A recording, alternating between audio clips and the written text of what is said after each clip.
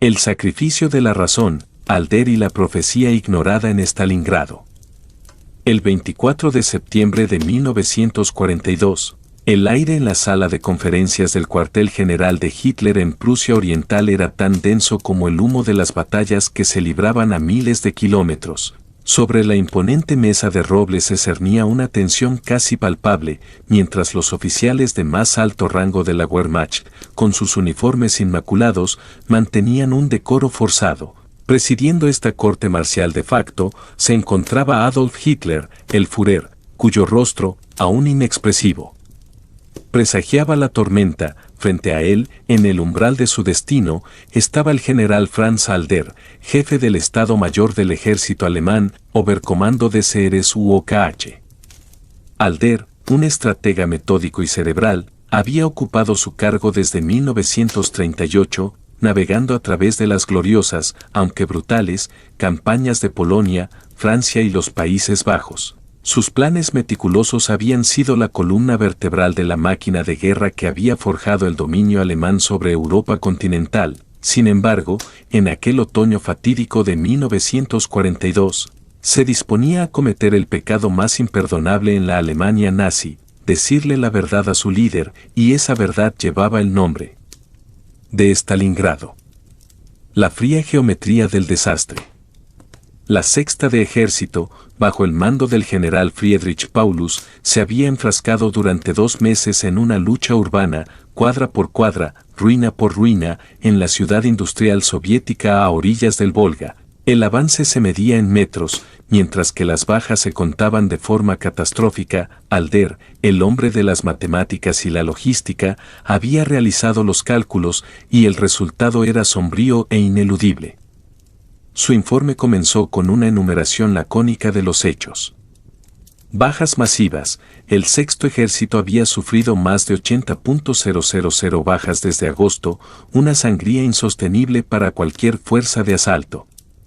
Refuerzos enemigos constantes. Los refuerzos soviéticos cruzaban el Volga incesantemente bajo el manto de la noche, reponiendo sus defensas con una tenacidad fanática.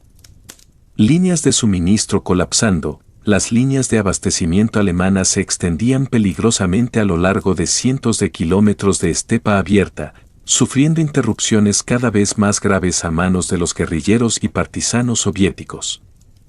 Invierno inminente. El temido general invierno se acercaba, y el ejército, agotado y mal pertrechado, no estaba preparado para el congelador ruso.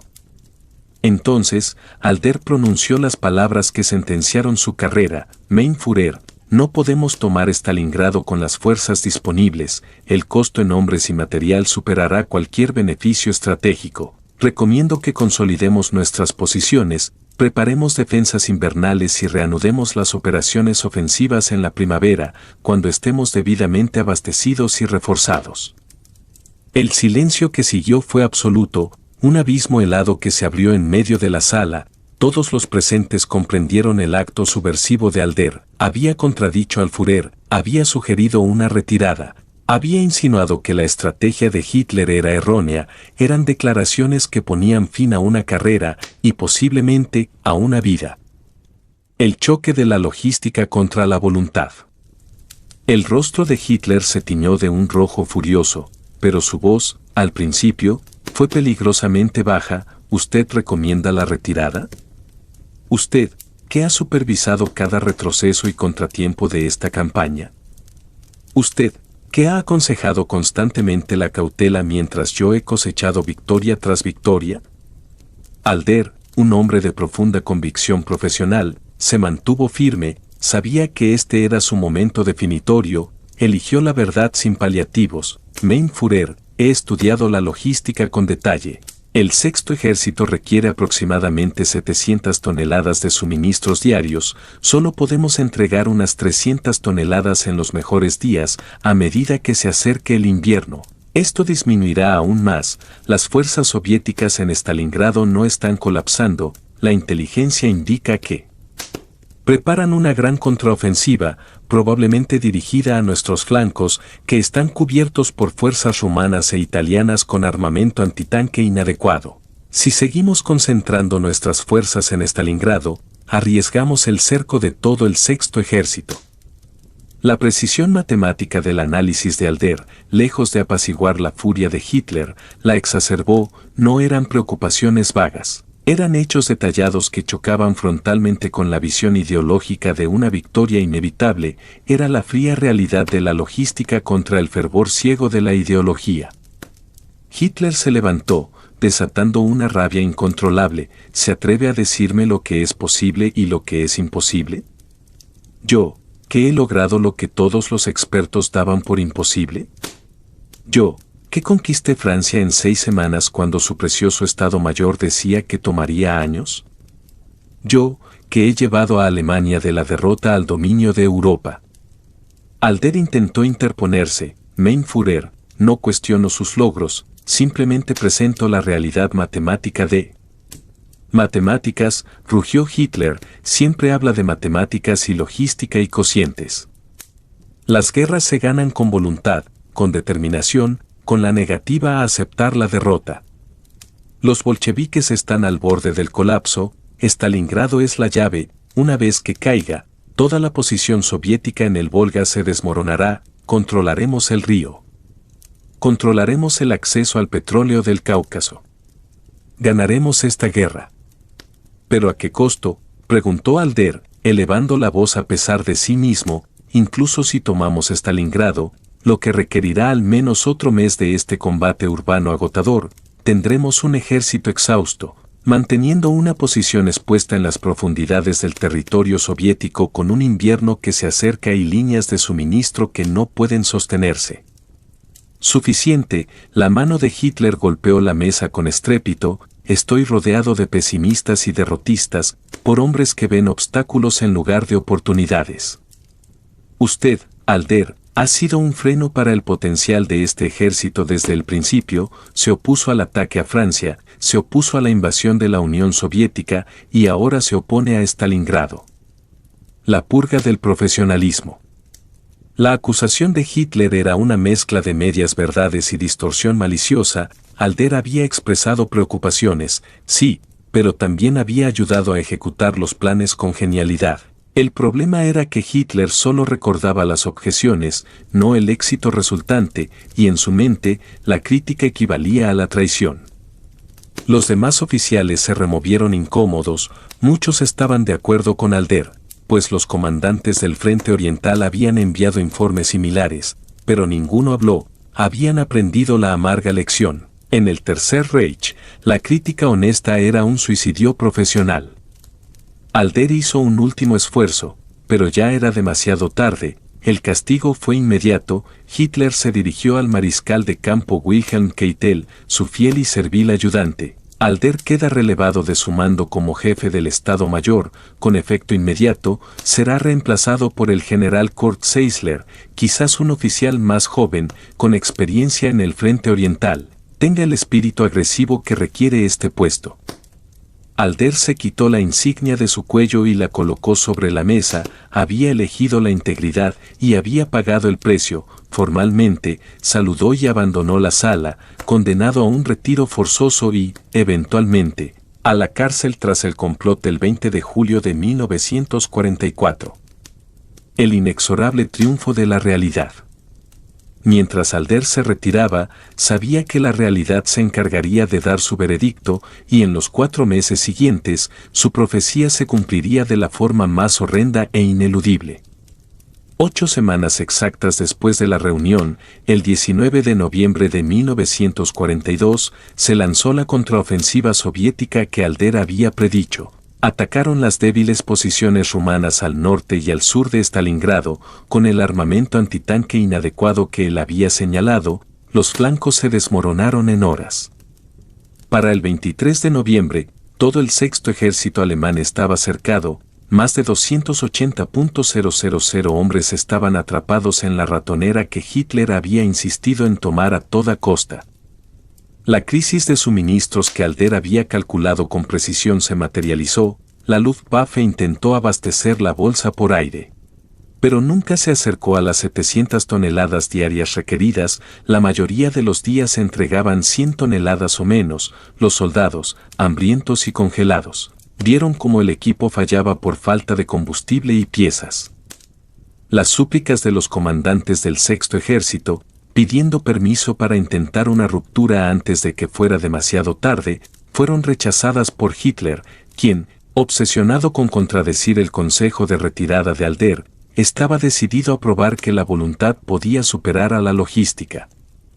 Pero la voluntad no crea comida donde no la hay, el espíritu de lucha no calienta a soldados congelados ni cura a los heridos sin suministros médicos. La matemática que Alder había presentado resultó ser una fuerza inexorable. Para diciembre, el Sexto Ejército estaba agotado. Para enero, los soldados morían de inanición. El 2 de febrero de 1943, los supervivientes se rindieron. De los 280.000 hombres atrapados, apenas 91.000 sobrevivieron para rendirse, y la gran mayoría murió en el cautiverio soviético. Solo unos 6.000 regresarían jamás a Alemania.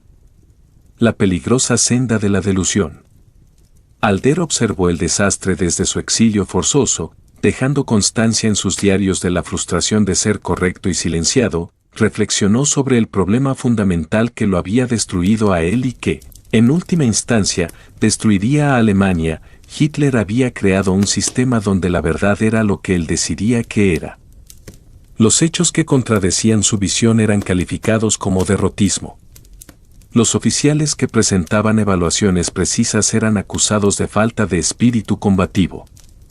Toda la estructura de mando militar se había corrompido por la necesidad de decirle a Hitler lo que quería oír, no lo que necesitaba saber. Alder intentó ser la excepción, manteniendo los estándares profesionales de evaluación honesta y planificación realista, pero en la Alemania de Hitler, la competencia profesional estaba subordinada a la lealtad ideológica.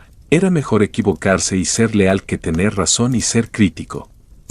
El patrón se repitió incansablemente. El general Kurt Seisler, que reemplazó a Alder, fue inicialmente agresivo y optimista, pero en meses, él también se encontró presentando a Hitler las mismas preocupaciones logísticas sobre Stalingrado. La diferencia era que, para entonces, el ejército ya estaba atrapado. La honestidad tardía de Seisler solo sirvió para documentar el desastre, no para evitarlo. Eventualmente, también fue despedido. La tragedia del despido de Alder no fue solo la pérdida de un oficial competente, fue el envío de un mensaje devastador a toda la Wehrmacht. Decirle la verdad al Führer es más peligroso que perder batallas. Esto llevó a una distorsión sistemática de la información. Los informes de inteligencia se suavizaban. Las cifras de bajas se minimizaban. Los problemas de suministro se silenciaban. Esta brecha de información se ensanchó a lo largo de la guerra, haciendo que las decisiones estratégicas de Hitler se basaran en una evaluación de la realidad cada vez más ficticia. Estaba tomando decisiones críticas basándose en lo que sus subordinados creían que él quería oír. Incluso después de Stalingrado, Hitler se negó a aprender la lección, convencido de que las derrotas se debían a generales incompetentes o traidores. Duplicó su control personal y confió aún menos en el Consejo Militar Profesional, prefiriendo su intuición sobre el análisis experto. Esta dinámica tóxica continuó hasta el final. En 1944, al negarse a liberar reservas de Panzers en Normandía, convencido de que la invasión principal vendría en Calais, sus generales se abstuvieron de contradecirlo con demasiada vehemencia. En 1945, mientras los soviéticos se acercaban a Berlín, Hitler seguía moviendo divisiones fantasma en los mapas, planificando contraofensivas con recursos que habían sido destruidos meses antes. Su staff sabía que la situación era desesperada, pero continuaban ejecutando órdenes sin sentido, pues habían aprendido que la verdad se castigaba, mientras que el fracaso obediente era meramente desafortunado. Alder, consultor de los estadounidenses después de la guerra, documentó con detalle cómo la planificación militar profesional había sido subordinada a la fantasía ideológica. Él sobrevivió, pero su reflexión final fue un amargo consuelo: tener razón importó menos que ser creído. El despido de Franz Hodor el 24 de septiembre de 1942 no fue una simple decisión de personal, fue una elección trágica entre la realidad y la fantasía, entre la competencia profesional y la pureza ideológica, entre la evaluación honesta y la cómoda ilusión. Hitler eligió lo segundo, y 280.000 hombres en Stalingrado pagaron el precio por su rechazo a escuchar la voz de la verdad, al purgar al único consejero dispuesto a hablar con honestidad brutal. Hitler garantizó que la catástrofe que Alder había predicho se convertiría en una tragedia ineludible, la erosión del Oberkommando des Heeres, el legado tóxico del 24 de septiembre de 1942.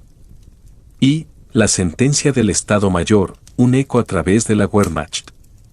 La partida de Franz Hodor de aquel sombrío cuartel general en Rastenburg no fue un simple cambio de guardia, sino un terremoto silencioso que fracturó las ya precarias bases del alto mando alemán. El 24 de septiembre de 1942, Adolf Hitler no solo despidió a un general, decapitó el cerebro estratégico de la Wehrmacht.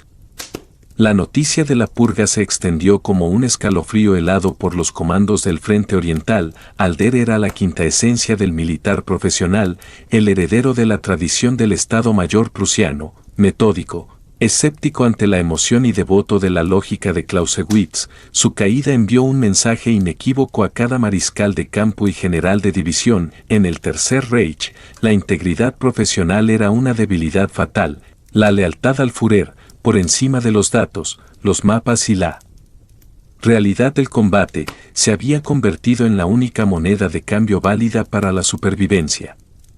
El vacío que dejó Alder fue más que una vacante, fue una erosión de la verdad. A partir de ese momento, la información que fluía hacia la Cancillería del Reich pasó por un filtro doble. Primero, la necesidad de no irritar a Hitler. Segundo, la necesidad de que los subordinados que buscaban ascender o sobrevivir presentaran un panorama más optimista, más en línea con el pensamiento mágico del Führer.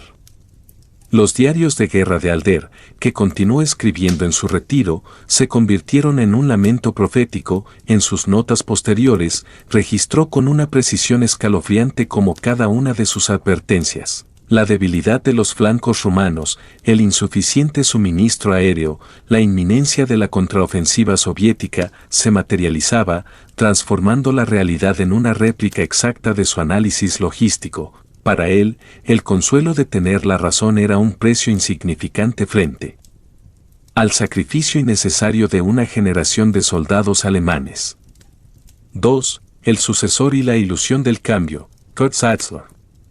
La elección de General Kurt Seisler como reemplazo fue una manifestación directa de la mentalidad de Hitler. Seisler era más joven, provenía del frente y tenía fama de ser un hombre de acción, un agresivo que compartía la fe de Hitler en el poder de la voluntad inquebrantable. El Führer buscaba un alma afín, no un contrapeso intelectual.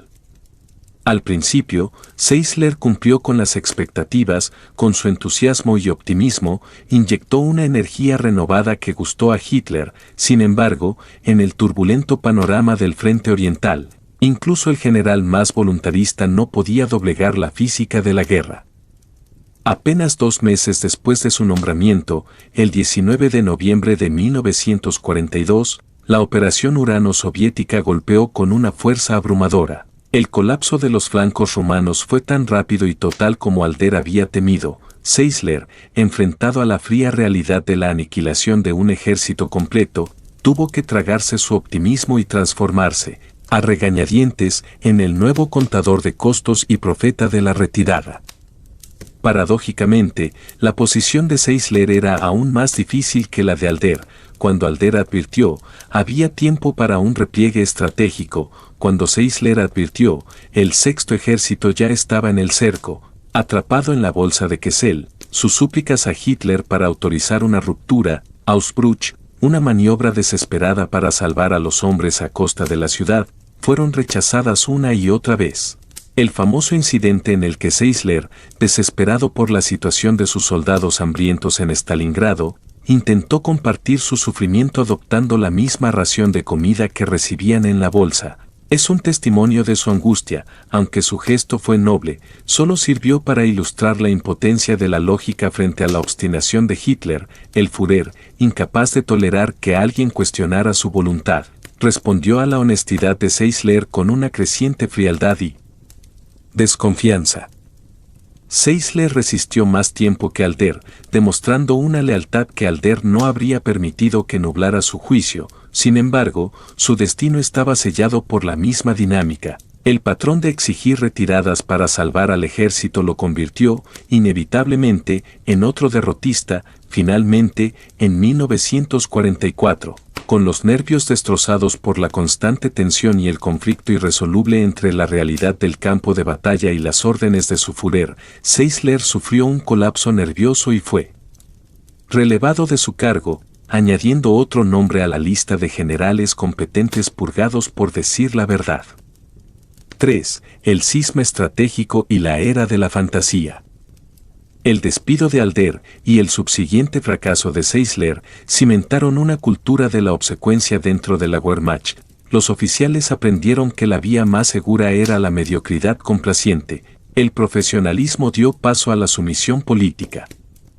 Esta nueva cultura tuvo consecuencias estratégicas masivas. Centralización maníaca. Hitler, habiendo desacreditado a la tradición del Estado Mayor y a sus cabezas, se sintió justificado para asumir el control directo de las operaciones. Su creencia en su genio militar intuitivo se disparó. A partir de 1942, el Führer se convirtió en el jefe de Estado Mayor de facto, dictando movimientos de divisiones y tácticas a nivel de batallón desde su cuartel general a miles de kilómetros del sonido de los cañones. El aumento del síndrome del sí, mi Führer, jabó los comandantes de campo, sabiendo que Alder había sido castigado por la precisión de sus análisis, comenzaron a suavizar los informes. Las cifras de tanques destruidos se exageraban, la fuerza de la resistencia enemiga se minimizaba y la disponibilidad de suministros se sobreestimaba. Este flujo de información distorsionada creó una burbuja de realidad alrededor de Hitler, donde sus decisiones se basaban en una ficción optimista en lugar de hechos duros. Inflexibilidad táctica. La obsesión de Hitler con la no retirada se convirtió en un dogma inflexible. Alder había defendido la defensa elástica, el concepto de ceder terreno para evitar el cerco y luego contraatacar. Hitler condenó esto como una debilidad. Su política de defender hasta el último hombre condujo a una serie de Stalingrados en miniatura a lo largo del frente oriental, vastas fuerzas atrapadas en bolsas y destruidas, en lugar de retirarse para formar una línea de defensa coherente y reequipada. El desgaste de los ejércitos alemanes se aceleró exponencialmente. Desgaste de liderazgo. Los generales más talentosos, como el mariscal de campo Erich von Manstein, tuvieron que convertirse en malabaristas semánticos. Manstein aprendió a pedir ajustes de la línea de combate o reposicionamiento estratégico en lugar de retirada. Este juego de palabras, aunque a veces le permitía salvar temporalmente a sus tropas, consumía energía vital que debería haberse dedicado a la planificación de la guerra. La energía del alto mando se malgastaba en manejar el ego del Führer en lugar de manejar la guerra. 4. La profecía cumplida, el colapso de la realidad. La espiral descendente en la toma de decisiones se hizo evidente en cada etapa crítica de la guerra. La batalla de Kursk, julio de 1943. Alder, con su mentalidad de Estado Mayor, habría priorizado la defensa y el reagrupamiento después de Stalingrado. Hitler, impulsado por su necesidad psicológica de una victoria masiva y el optimismo de los hombres, lanzó una ofensiva titánica pero mal sincronizada. La decisión de retrasar el ataque, esperando la llegada de nuevos tanques como el Panzer, permitió a los soviéticos fortificar sus defensas hasta convertirlas en una fortaleza inexpugnable. El ataque fracasó y la iniciativa estratégica en el frente oriental se perdió para siempre. El desembarco de Normandía, junio de 1944. El culmen de la disfunción ocurrió en el frente occidental, convencido por informes de inteligencia distorsionados y por su propia obstinación de que el desembarco principal sería en Calais, Operación Fortitude. Hitler se negó durante horas cruciales a liberar las divisiones Panzer de reserva. Los generales, que sabían que el peligro real estaba en Normandía, no se atrevieron a contradecirlo con la fuerza necesaria. Cuando las reservas fueron finalmente liberadas, la cabeza de playa aliada ya estaba firmemente asegurada, sellando el destino del Tercer Reich en el oeste. El final en Berlín 1945, en los días finales, con el ejército rojo a las puertas de la capital, la cúpula de mando alemana se había desintegrado en una farsa grotesca. Hitler, parapetado en su búnker, ordenaba movimientos de ejércitos que solo existían en su imaginación, formados por tropas que habían sido aniquiladas o capturadas. Sus subordinados, desde Keitel hasta Hodl, seguían fingiendo ejecutar estas órdenes imposibles, prisioneros de un sistema donde la obediencia al delirio era la única norma. La verdad, para entonces, ya no era solo inaceptable, se había vuelto incomprensible para el Führer. La lección universal del general Alder. Franz Alder sobrevivió para documentar esta tragedia de la razón. Sus testimonios a los historiadores estadounidenses después de la guerra no fueron meras justificaciones personales, sino un análisis clínico de cómo un liderazgo tóxico y narcisista puede destruir una institución militar, por muy capaz que sea. La lección que perdura más allá de las ruinas de Stalingrado y Berlín es de alcance universal. Un líder que castiga al portador de malas noticias está condenando a su organización a la ceguera. El costo de la complacencia es siempre más alto que el costo de la verdad. La fantasía ofrece un consuelo inmediato, pero la realidad, ignorada, siempre regresa con un precio inmensurable. El día que Alder fue despedido, Alemania perdió su último anclaje en la realidad operativa, dejó de ser una nación que luchaba con estrategia y logística, para convertirse en un proyecto de voluntad ciega y ambición desmedida, destinado a estrellarse contra la inexorable fuerza de los hechos. En su retiro forzoso, Alder fue testigo de la aniquilación de un ejército y de un imperio, todo por la negativa de un solo hombre a aceptar la fría aritmética del campo de batalla. Su carrera había terminado, pero su profecía se cumplió, grabada a fuego en las estepas heladas del Volga, un monumento a la catástrofe que sobreviene cuando la ideología purga a la competencia. El frío consuelo y la pregunta final. Alder sobrevivió a su arresto tras el complot de julio de 1944 y a la guerra. Vio cómo la gigantesca máquina militar que había ayudado a construir se desmantelaba por la tosudez de un único hombre. En sus últimos años, trabajó con historiadores, no para justificar sus acciones, sino para desentrañar la patología del comando de Hitler. Documentó con una claridad dolorosa cómo la verdad se había convertido en el enemigo primario del Führer. La derrota final de Alemania, sellada en las ruinas de Berlín, fue simplemente la manifestación tardía y total del fracaso logístico que él había advertido en Stalingrado. El Tercer Reich no colapsó por falta de valentía de sus soldados, sino por el abandono de la realidad en su cúpula. El general Franz Hodor murió en 1972, habiendo vivido lo suficiente para ver su análisis reivindicado por la historia. Su destino fue el de un hombre que eligió la probidad sobre la supervivencia fácil, un estratega que vio con precisión el abismo hacia el cual se dirigían y alzó la voz, solo para ser castigado por su clarividencia.